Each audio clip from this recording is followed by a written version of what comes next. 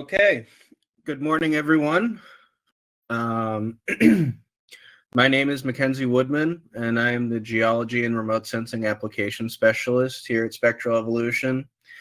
And today we're going to go over an overview of remote sensing methods of Earth observation and ground truthing. This will be a general review of some of the principles for this topic, and yeah, I guess we'll get into it. So I'll start off by telling you a little bit about spectral evolution.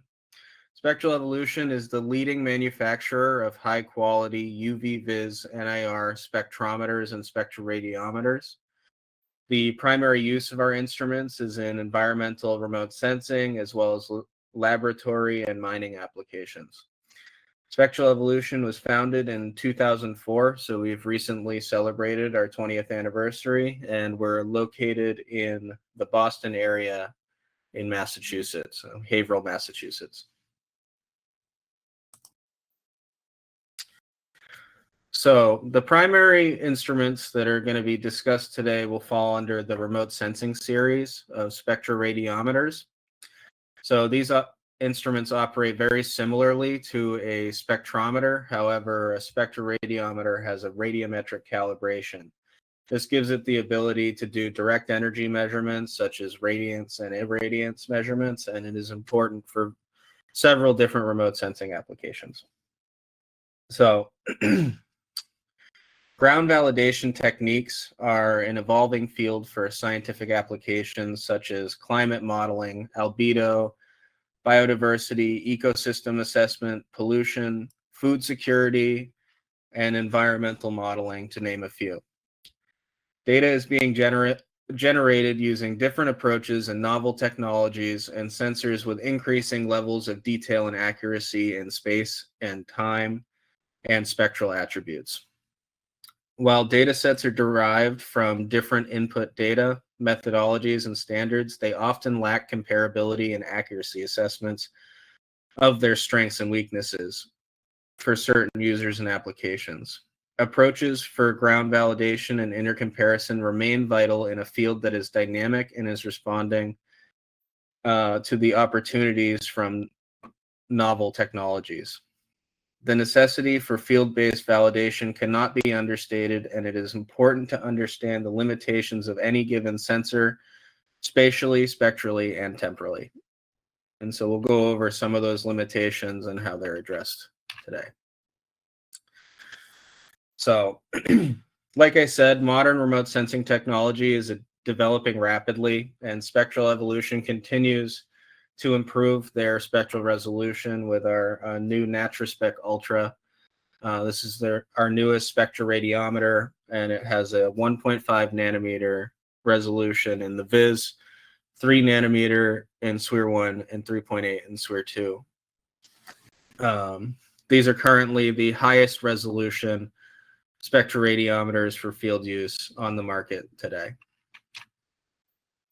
So I want to take a step back and discuss what reflectance is and how it can be used for ground validation. On the left here, we have a typical solar spectra. This is the total energy that you will collect from the sun. This is what you're going to be using as a reference scan, typically outdoors. When taking a target scan, you will take the ratio of the total light reflected off of a material and the reflectance off of a surface is indicative of the physical and chemical properties. So the light reflected off the surface will tell you a lot about the material and its chemical composition. One thing that is important to understand is that the reflectance signal measured at a drone or a satellite level will be influenced by the atmosphere here and its associated scattering. So the point of field validation is to collect data that you know is true on the ground to ensure that any coarser data being used can be validated as correct. So field validation. This can be done in a host of different ways. Some common ways are to scan objects that you're specifically looking for to train the models that you'll be using to analyze at a satellite level or regional level. You can create spectral libraries for comparison. Or you can walk transects and collect spectra across one spatial pixel size. So there's many different limitations on how to address them, but the most common way is to take simultaneous measurements while a satellite is passing overhead or the drone is passing over. By matching the time of acquisition for the data, you can match as best you can to the atmospheric conditions that are being measured. And so that's commonly done for remote sensing field validation. But field validation is not limited to just spectral data. It can also be water quality data, as well as a host of different other soil samples or chlorophyll, cell counts, things like that, that can all be used as field validation. But it's the act of getting known truths on the ground or as close to it, comparing to remotely sensed data. So why we need ground truthing is any sensor is going to have its limitations spatially, temporally, and spectrally.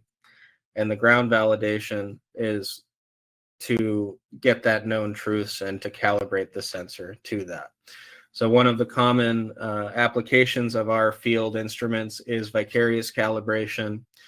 This is the act of having a known area on the ground or known material that's going to have that spectra and characterizing that spectra. So here on the right, we have these black and white squares. These are known reflectance spectra that you would characterize with your field instrument. And then when the satellite images that area, you can grab what the sensor on the satellite is collecting and then compare that to what is seen on the ground in order to calibrate your sensor. So vicarious calibration is for all of the satellites that you can't access to recalibrate and things like that. So now I'm going to go over what spatial resolution is. So as you can see, with the greater pixel size comes with more generalization across space. It's important for analysis of spatially coarse data to understand what is contributing to the average reflectance, aka 1 pixel. So a common technique is to collect transects of this reflectance in these areas. And then you can use that to train different models or understand if you're getting an averaged, if you're seeing what you think you're seeing, or if you're seeing some bleed into different materials into that pixel. So you can think of this as like spatial resolution is like if you were to image a football field, you would see a green square and you wouldn't see the yardage lines that would be averaged into it. So that's a representation of spatial resolution. Now, spectral resolution is also incredibly important. So many of the common remote sensing satellites have very coarse resolution. They're incredibly useful because they image large areas, but they're limited spectrally. So here I have the spectra from one of our hyperspectral sensors, and I've interpolated it to the resolution of Landsat 8, which is a very commonly used satellite, remote sensing satellite. And as you can see, there's significant data loss across this vegetation spectra that could be very useful. So you have several bands in the viz, but you're really limited in SWIR 1 and SWIR 2. And you miss a lot of these cell features like that absorption feature at 900, as well as the water features at 1400 and 1900. So spectral resolution is very important to compare to hyperspectral data so that you can really define what limitations you have for your analysis depending on what you're doing. And this is important not just at a multi-spectral level, but also with hyperspectral data. So this is a comparison between our standard resolution instrument, the 3500, compared to our NaturSpec and our NaturSpec Ultra, which is our high resolution and ultra high resolution. And as you can see, spectral resolution is incredibly important to getting all of the data available to you, get all the information out of the spectra that is available. So these kinds of comparisons are very important to validate any findings that you make with coarser data.